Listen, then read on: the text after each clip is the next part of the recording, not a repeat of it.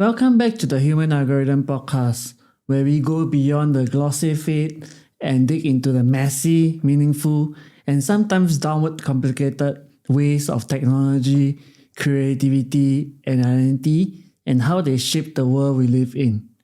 So today's guest, well, I promise you have never met someone quite like them. Ben Machap is Singapore's self-proclaimed cutest boudoir photographer. They are non-binary, like me, and newly single but still legally married. We'll get into that later. And they have carved out a career that fuses artistry, intimacy, and a fearless approach to spaces and stories most people shy away from. Not your auntie uncle kind of content, which is photographing adult content to staging shoots in Singapore's open drains, from documenting plus size, dark skin, queer bodies in overlooked urban spaces, to navigating the very public roller coaster of freelance life, which is something that I can identify with as well. So Ben has made a career out of challenging perceptions, both behind the camera and in front of it. So today we are going to talk about art, we're going to talk about identity, we're going to talk about the politics of beauty, intimacy, and survival as a working creative in Singapore. But first, Ben, welcome to the show. And hi. I always like to start light because we're going to some deep stuff later. What's one thing most people don't know about you, especially your social media followers, right, that you secretly wish they did? Actually, I don't know. I mean, I feel like I'm a very open, no filter kind of person, and I don't think there's any secrets or like things that people don't know about me, or that I would want people to know. I feel I'm just generally very. I mean, maybe I want people to know more that I'm pretty good at fucking. No, okay. See our OnlyFans drop maybe by end of the year. No. No.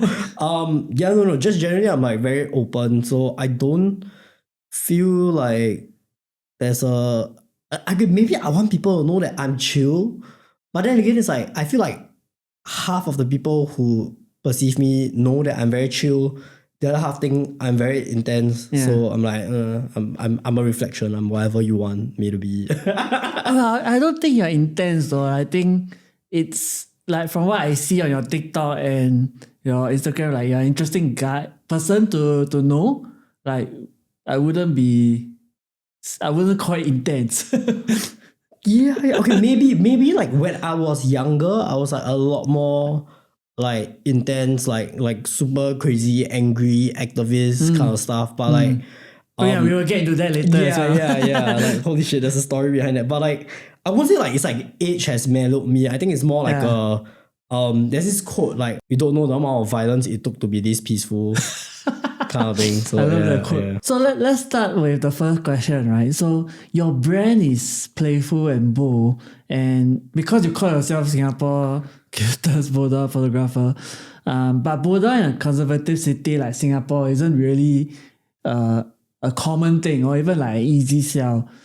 And what's the most misunderstood thing about what you do? And before we go into that, right? So before we started this podcast, he actually came over to my place and we did a boudoir shoot for me, and I just got a sneak peek of what it looks like. If you can see. Yeah, I did a quick edit on the spot. Quick edit on the spot. Maybe you can flash it on the screen somewhere.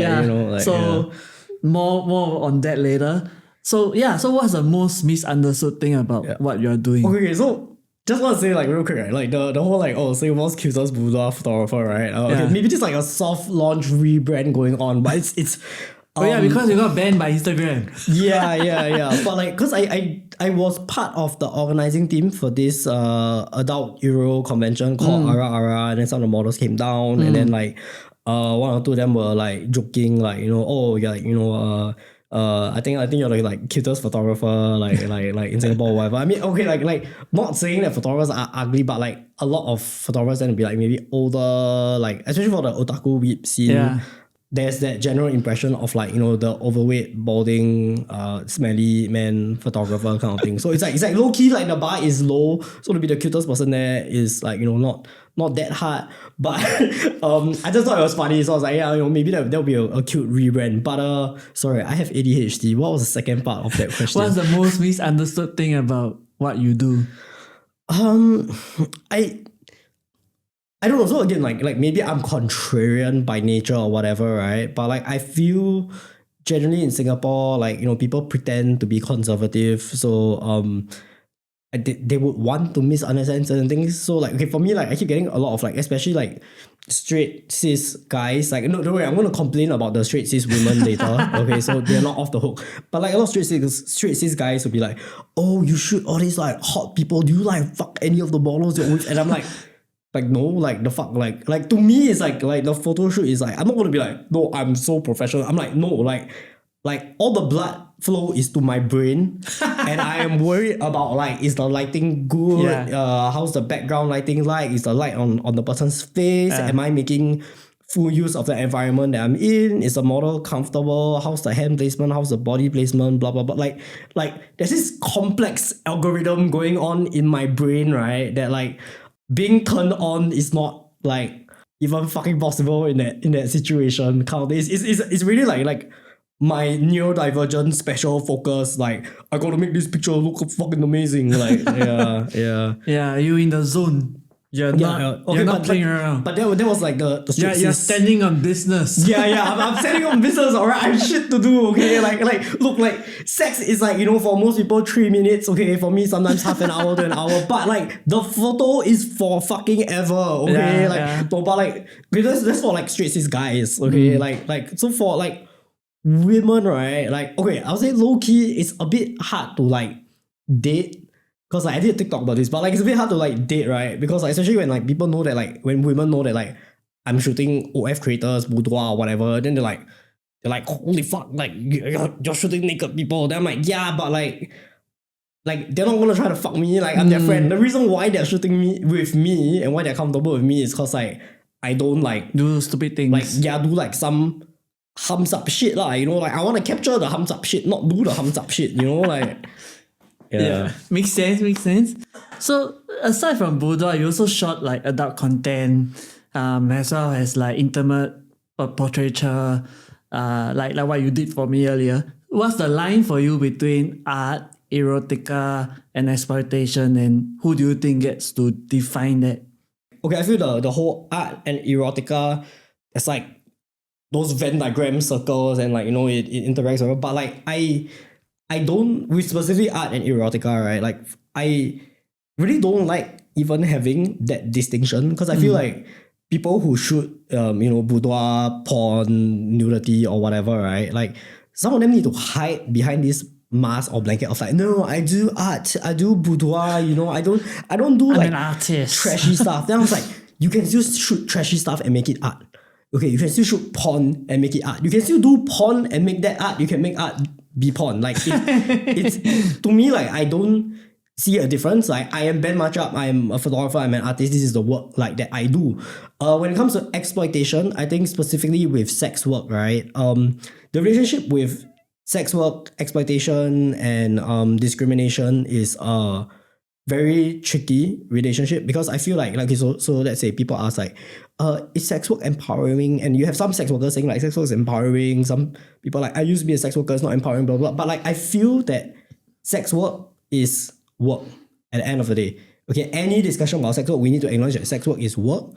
Like any work under capitalism, it is exploitative and degrading by nature. Okay? That being said, that doesn't mean we just start human trafficking people against their will. Okay, like there are more ethical ways to do sex work. Like consent is like, you know, important and all that. Like, but when they go like, oh, is sex work empowering? I'm like, is your fucking 9 to 5, your on paper 9 to 5 job that becomes like a 7 a.m. to like 12 p.m. job at your desk job where you're like getting back problems and all that, like, you know, is that empowering? Do you feel empowered, Mr. Businessman? Like, I don't think so. You know, like the Venn diagram between like art and erotica, yeah, that's one discussion. But like exploitation is a totally different discussion, because there's a lot of like yeah, for some people sex work is a last resort. For other people, like they actually fucking enjoy doing like sex work. And for other people, it's a weird mix, or they might have enjoyed it and then now they regret, or they used to regret, but now they. So like I think that's a very complex, separate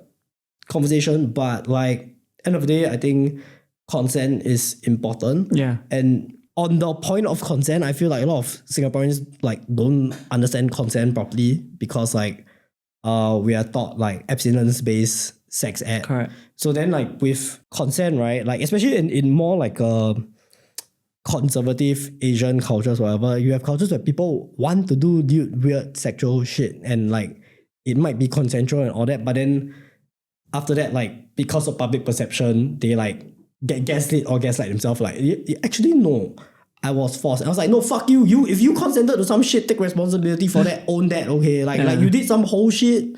You wanted to do that whole shit, and now you look back and go like, fuck, I did some whole shit. Okay, like it's okay. Then stop being a hoe, you know. But don't go back in time and go like, no, actually, I revoked the consent that I gave 2 days ago. Like, holy fuck, what? You know, like, yeah. Okay. Yeah, moving a little bit away from adult content, right? But one of your more PG kind of series is like the Longgang Life series that you did a lot of years ago. Maybe 9 years ago, I think. Around there. That's more of a one-off thing, but yeah. Yeah, but that was very personal about escaping childhood chaos, using Singapore's drain as a medium, right? So what did making that series heal in you, if anything? I'm not sure if there was like a healing thing per se. I feel like all forms of expression is healing in its own way. But with that series, it's like okay, there's just like a whole bunch of jokes also behind that series, because I think I just graduated that time kind of thing. Then I was like, oh, I'm an art student trying to look for a job. Then I'm in the drain, you know.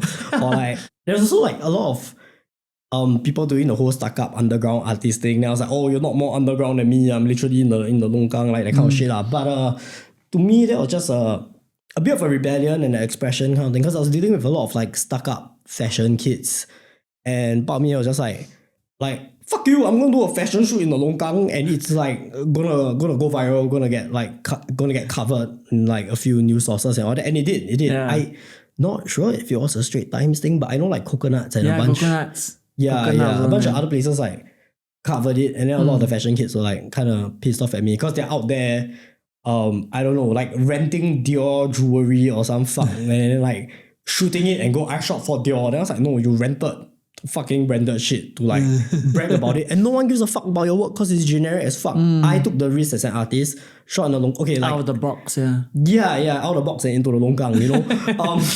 I feel like, okay, like personally, like to me, like if anything about like healing or whatever, right, like I think that art should comfort the disturbed and disturb the comfortable, and like too many Singaporeans are disturbingly comfortable. Yeah, very true. Like when you go to other countries, you realize how disturbingly comfortable you are in Singapore. Like you're in this bubble that you've never broken out of. Another of your previous works called Purple Line, and I can see you love purple because you're fully purple. But that work, you deliberately shot like plus size, dark skin, and queer bodies in overlooked places. So was that also like a protest, or was it like a love letter? It's a bit of both. So back then, I think I was like younger and a lot more angry. So okay, like last time I used to do modeling, I was like, you know, part of an agency, or that if you dig through the internet, you can find like I was in some like, okay, the first ever spicy nuggets advertisement in Singapore, like I was in the advertisement. I did a backflip into the swimming pool or whatever. So I did the whole modeling circuit before. So back then, right, being brown, like you can't get like a lot of gigs, you know. They literally CMIO, like, okay, we put the browns in the background, okay, the Malay and Indians stand there, maybe you do one shot of the Malay or Indian somewhere in front, like some shit like that. So I wanted to, and if you look at casting calls, they're always like, we're looking for Chinese, blah blah blah. And I was like, this has got nothing to do with the plot, like the fuck is your problem, right? So that's why I did Purple Line, because I wanted to feature like, you know, plus size, queer, like just people that don't usually get seen or represented in Singapore media. It's a lot better now. Now they like put in an effort because the millennials and Gen Zs will be like, hey, fuck you.